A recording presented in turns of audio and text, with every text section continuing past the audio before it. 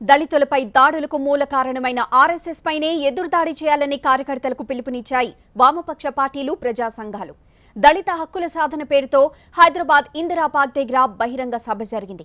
CPM, CPI జాతీయ ప్రధాన కార్యదర్శులు సీతారాం యేచూరి, సురవరం సుధాకర్ రెడ్డి దీనికి హాజరయ్యారు. ముఖ్యమంత్రులు మారినారు కానీ సామాజిక వర్గ ఢిల్లీ, బీహార్ తరహాలోనే యూపీలోనూ బీజేపీకి షాక్ తగలబోతోందన్నారు సీతారాం యేచూరి. ఆర్ఎస్ఎస్ ప్రోద్బలంతోనే దళితులపై దాడులు జరుగుతున్నాయని విమర్శించారు ఆయన.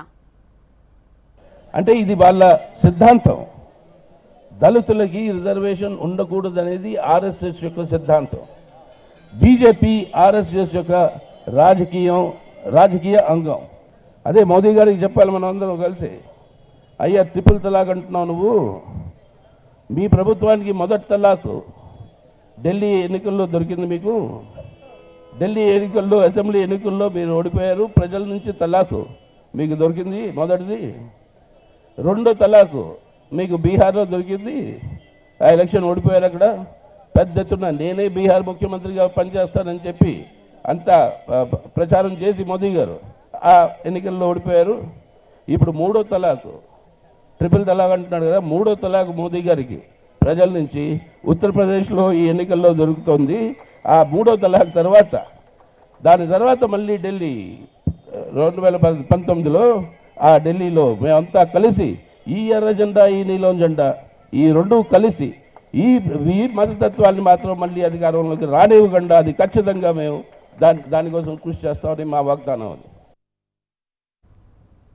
దేశంలో జరుగుతున్న దాడులన్నింటికీ ఆర్ఎస్ఎస్ఏ కారణమన్నారు సురవరం సుధాకర్ రెడ్డి. కాబట్టి దానిపైనే యుద్ధం చేయాలని కార్యకర్తలకు పిలుపునిచ్చారు ఆయన. ఎవరున్నారు దీని వెనకాల? ఈ రకమైనటువంటి దాడులు యాదృచ్ఛికంగా జరుగుతున్నాయా? పాండిచేరిలో దాడులు చేసింది భారతీయ జనతా పార్టీకి ప్రధానమైనటువంటి కేంద్రం ఆర్ఎస్ఎస్. ఆ ఆర్ఎస్ఎస్కు సంబంధించిందే అఖిల భారత విద్యార్థి పరిషత్. వారి దాడుల కారణంగానే రోహిత్ వేముల చనిపోయాడు. వారి దాడుల కారణంగానే పాండిచేరిలో ఈ రకమైనటువంటి దాడులు జరిగాయి. వారి కారణంగానే జవహర్లాల్ నెహ్రూ యూనివర్సిటీలో కన్నయ్య కుమార్ పైన, ఇతర విద్యార్థి నాయకులపైన దాడులు జరిగినాయి. వీరందరూ కలిసి ఈ ముప్పేట దాడి సాగిస్తున్నారు. ఇవాళ మనం డాన్ క్విక్జోట్ లాగా గాలిలో యుద్ధం చేయకూడదు.